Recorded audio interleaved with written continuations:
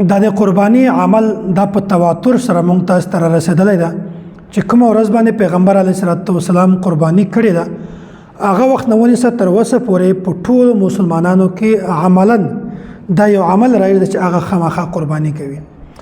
نو د نبی علیه الصلاۃ والسلام نه ونیسه تر اوسه وخت پورې دا کوم چې د تواتر د تسلسل یو کړی یو زنجیر د هغه هر کړی مونږ تاسو ته بالکل صحیح سلامت رسیدلی ده په دا منځ کې یو کړی هم نه د غایب شوی.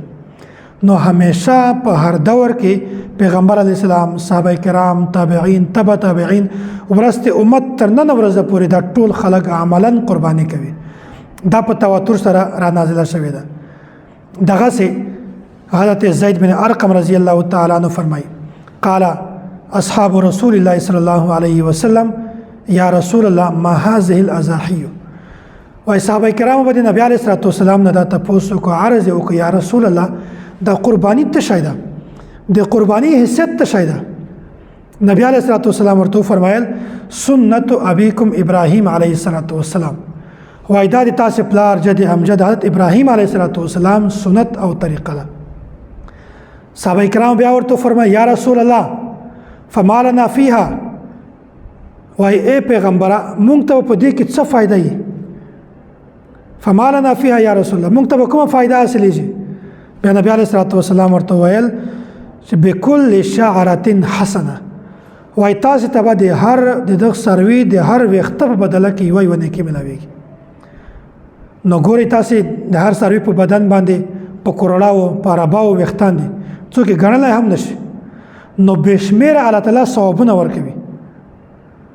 بیا مخته فرمایي ځکه چې دا خو د ځنې خلکو په ذهن کې دا اشکال پیدا کېدلی شي چې کېدای شي د هغه سروي وي چې هغه په جسم باندې ویښتان وي لکه چیلې شوله یا داسې هغه ګډه دا داسې سروي دي چې هغې په جسم باندې ویښتان نشته بلکې وړی دي.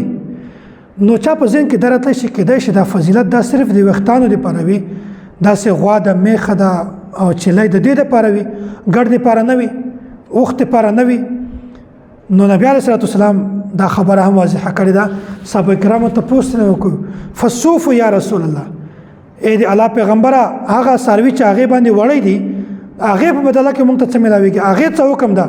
نبی علیه الصلاه والسلام ورته وویل چې بكل شعره من الصوف حسنه لکه څرنګه چې د چیلۍ د هر وخت په بدله کې تاسو ته یوې ونه کې ملاویږي داسې د ګډه وخت وړی د هر وخت په بدله کې به تاسو ته یوه نیکي ملاویږي.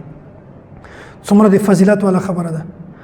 غواخه خو ځان ته فایده کوي چې مونږ تاسو خورو او میلمانه راشي میلمانو ته ورکو غریبانو ته ورکو مسکینانو ته ورکو ځان ته کېدو او الټه فایده دا چې د هر وخت په بدله کې یوه نیکي درته ملاویږي.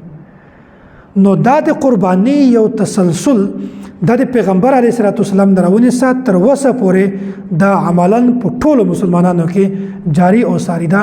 مونږ تاسو به هم کوشش کوو چې په چا باندې قرباني واجب وي هغه د قرباني ډېر زیات اهتمام وکړي او په خوشحال زړه سره قرباني وکړي چې الله تا په مونږ باندې دومره کرم احسان کړی ده نو زه به هم په خوشحال زړه سره قرباني وکړم.